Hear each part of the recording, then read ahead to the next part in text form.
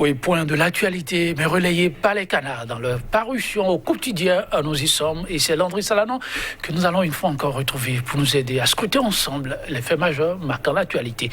Landry Salanon, bonjour. Bonjour, Joël Etondi. Et merci pour la disponibilité renouvelée. C'est un devoir. Alors on débat et ça va être quel sujet majeur ce matin? Écoutez, les grandes villes du Bénin sont sous l'eau. Les pluies de ces 3 derniers jours ont révélé un peu la situation dans nos grandes villes. Cotonou pratiquement sous l'eau. Abomey-Calavi également avec des appels pratiquement de chefs de quartier. Peut-être sans doute un plan à l'aide, notamment de l'État. La situation est désolante et on se pose une question, Joël Etondi, à cette allure, que deviendront donc nos grandes villes en dépit de l'asphaltage, décryptage dans un instant. Les frontières aussi sont fermées, notamment les ambassades, plusieurs ambassades dans le monde, notamment du Bénin, sont fermées. Vous savez, on n'a que apparemment 10 représentations, en tout cas ce sera à la date du 31 juillet prochain. Et puis, quel est le sort de nos différents compatriotes en cette période de pandémie du Covid-19? C'était cas-là également en appel notamment à la lucidité du gouvernement et notamment à certaines analyses. Et puis, un acteur, un spécialiste du droit constitutionnel, Joël Aïvor, qui de plus en plus, en tout cas, semble dévoiler un peu ses ambitions pour 2021. Joël Aïvor sera-t-il ou non candidat pour 2021? Joël Etondi, on tentera aussi de répondre tout à l'heure à cette question. En tout cas, il y a de la matière. On va y aller. Alors, on débat avec quel quotidien? Nous démarrons avec Point Média. Point Média qui nous parle des inondations. Cotonou sous l'eau malgré l'asphaltage. C'est le gros titre du journal En ce jour. Le quotidien qui parle aussi de la présidentielle de 2021. Galiou Soglo analyse les actes électoralistes du président Patrice Talon. Toujours à la une de Point Média, un broglio dans le Koufo. Des chefs d'arrondissement ont-ils vraiment démissionné? S'interroge le journal. Qui pour apporter les preuves et authentifier les différents documents qui ont été donc révélés sur les réseaux sociaux dans la journée de ce lundi. La dépêche s'intéresse notamment au Bénin, à la rupture de façon générale. 4 années de gouvernance de la rupture. Que de cadavres dans les placards, s'exclame ce matin la dépêche, toujours avec ces images satiriques pour illustrer notamment ces propos, notamment la manchette. Et puis atelier, bilan au niveau de la HAC, la campagne médiatique pour ces élections, heure et malheur de la presse privée, la HAC-Stock sous la sellette, le coup de gueule d'un confrère relayé par le journal La Dépêche. Matin libre nous parle donc de la diplomatie béninoise, notamment Covid-19 après la fermeture de plusieurs ambassades. Le gouvernement abandonne les compatriotes à l'extérieur du Bénin. Et puis, hypothétique remaniement ministériel, Patrice Talon, une équipe de combat pour 2021. Le journal qui s'interroge si le chef de l'État va-t-il ou non remanier son gouvernement pour préparer évidemment la campagne pour 2021. La ville de Parakou, 3e ville à statut particulier, il y a eu des centres de la police. Nous apprend par ailleurs Matin libre dans un ghetto. Retenez que des individus ont été donc arrêtés, des motos aussi ont été saisies. Et puis le CAP 2019, il y a 4875 candidats qui planchent depuis hier lundi. Le quotidien d'Abaro qui s'intéresse aussi un peu à la diplomatie, notamment Covid-19 et notamment fermeture des frontières nigérianes. Une double peine pour les commerçants. Le journal qui nous rappelle aussi par ailleurs que bientôt 1 an et toujours le statu quo. Le Nigeria qui avait donc fermé ses frontières avec le Bénin, c'était le 20 août de façon unilatérale. Joël Etondi, on a déjà bouclé plus de 10 mois sans solution. Actu Express. Perspective avec 2021, ouverture des hostilités, dit le journal, dans le cadre des présidentielles de 2021. Quid des candidats et de leurs projets de société? Actu Express qui semble déjà interpeller les potentiels candidats. Toujours dans l'expectative, les Béninois veulent une véritable fête électorale, nous ajoutons donc le journal. Et parlant toujours de la fermeture tout azimut des représentations diplomatiques, incompréhension et crainte au sein des Béninois, nous dit par ailleurs Actu Express. L'Éco-Info s'intéresse à Joël Aïvor qui, selon le journal, annonce déjà sa candidature pour 2021. Pour le peuple, il n'y a aucun doute, il est l'homme de l'avenir, croit savoir le journal. Il est le meilleur candidat pour restaurer l'espoir en 2021. Aura-t-il la confiance des Béninois On le saura, précise l'Eco-Info, dans 9 mois précisément.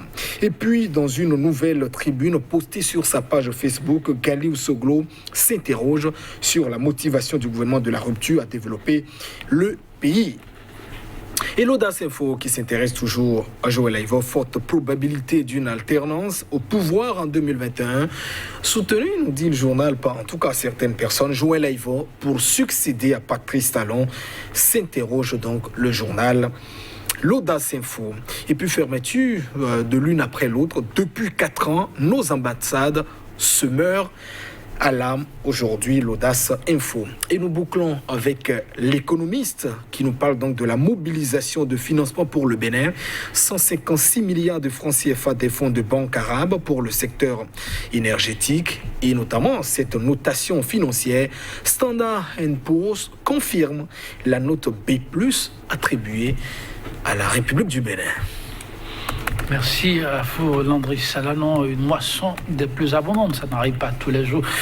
Sujets divers et variés. On va s'intéresser au quotidien des Béninois, si vous le permettez, Landry Salanon, avec Point Média, qui, avec désolation, rapporte les faits les plus diluviens d'hier. En dépit de la nouvelle tracée de voies, n'aura pas facilité la tâche aux concitoyens.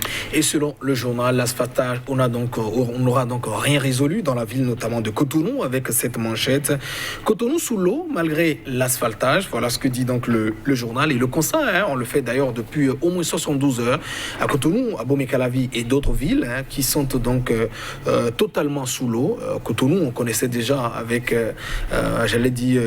la détresse quotidienne en matière pluvieuse déjà, avec les rues pratiquement inondées, des rues pratiquement, vous prenez certaines rues, notamment les pavés qui mènent de Fifadji à Zogbo, beaucoup de quartiers à Cotonou, c'était notamment la désolation, aller dans certains quartiers aussi d'Abomey-Calavi, derrière l'université et plusieurs autres, obligeant d'ailleurs le maire, le nouveau qui a été donc élu, à descendre d'ailleurs dans ces dans ces quartiers. On a vu aussi certains chefs pratiquement de quartier appelé pratiquement à l'aide pour dire nous sommes notamment plongés sous l'eau depuis le début de ces saisons pluvieuses. Alors, il est vrai, on a chanté l'asphaltage à Cotonou, une initiative du gouvernement appréciable qui pourrait donc aider certaines rues à avoir de belles images, mais le constat, en tout cas, on le dira, pour ces saisons pluvieuses, est-ce que cet asphaltage, a effectivement réglé la situation? Ce qui ne voudrait pas dire, même si la réponse était donc non, que l'initiative n'était donc pas louable, comme je le dis, elle n'était donc pas intéressante aujourd'hui. En tout cas, certaines rues ont tout de même changé de visage, il faut quand même le reconnaître. Mais je crois, une fois encore, comme on l'a toujours chanté, Léadi, quand il était l'ancien maire, parlait de son programme de 3CI, tout le temps, pendant plusieurs années, Cotonou a véritablement besoin, de programme MAOS pour évidemment régler la question de l'inondation. Malheureusement, c'est en cours et bon, on apprendra toujours à vivre ça. Je rappelle que le budget quand même de la mairie, il y a quand même 2 ans, ne dépassait pas 10 milliards, alors qu'on dit qu'il faut plus de 500 milliards ou au-delà, peut-être plus de 1000, pour régler la situation, la question de l'inondation au Bénin. Le chemin est encore long, je vois les temps. Le chemin est long. À Cotonou, oui. Le gouvernement pourra apporter sa contribution, comme ça s'observe sur certains plans. Nous allons évoluer avec l'Eco-Info. Oui, l'Eco-Info qui de plus en plus est affirmatif, en tout cas ce matin.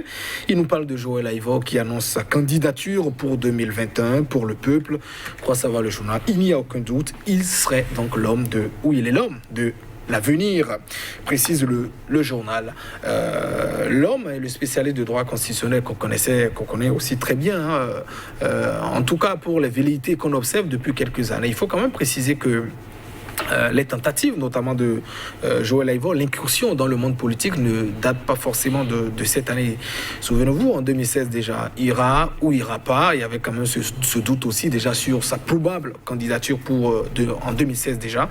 Ça n'a pas été le cas. Et pour 2021, on a vu de plus en plus le spécialiste du droit constitutionnel, en tout cas, ne pas pratiquement cacher son ambition pour 2021. Et je crois que si de plus en plus, en tout cas, il pourrait avoir un certain intérêt à s'engager sans doute dans la politique, peut-être la situation que connaît, comment dit-on, notre démocratie depuis 2016 pourrait être quand même l'une des raisons qui pourrait être vraiment justifier, j'allais dire, son intérêt à faire une entrée dans la politique et dire sans doute je viens à la rescousse d'une démocratie en péril depuis 2016. Constat qui est tout de même vrai, où vous avez l'érection, j'allais dire abandon, remise à cause, j'allais dire de certaines libertés, journalistes emprisonnés, marche pas forcément interdite, mais renoncement pratiquement à des revendications. Ce n'est pas l'image du Bénin que nous essayons donc d'observer. Mais Joël Yetonji, il y a à la fois une chose d'avoir une ambition pour affronter, mais l'autre question de se poser, est-ce que à l'heure actuelle, Joël Aïvo, même s'il veut être candidat, est-ce qu'il pourra l'être? En tout cas, la loi, j'allais dire le code électoral, n'interdit pas à une personne âgée au moins de 40 ans et de 70 ans en plus, pourvu que vous ayez recueilli quand même le parrainage nécessaire de 16 mai et ou député à l'Assemblée nationale. Et c'est à ce niveau que se résout la grosse interrogation. Est-ce que Joël Aïvo aura donc la possibilité, sans doute, s'il confirmait sa candidature, de recueillir, comment dit-on, les signatures nécessaires? Vous savez, souvent on dit en politique qu'aucune citadelle n'est donc imprenable. On est sans doute sur un chemin beaucoup glissant. Peut-être que quand il a un projet, il peut aussi avoir les moyens d'y atteindre, même si, notamment celui qu'il a en face, Patrice Talon, on sait que son intérêt, c'est de garder ou de contrôler le système, d'exclure en tout cas ceux qui ne veulent pas, qui ne désirent pas contribuer à l'élection. Et je rappelle quand même que c'est contraire à la démocratie. On doit laisser tout le monde en principe participer aux élections. Merci à vous, Landry Salanon, chez Téléspectateurs. Oui, on va s'en arrêter là. Demain, on découvrira d'autres sujets et certains sera dans la continuité. À demain.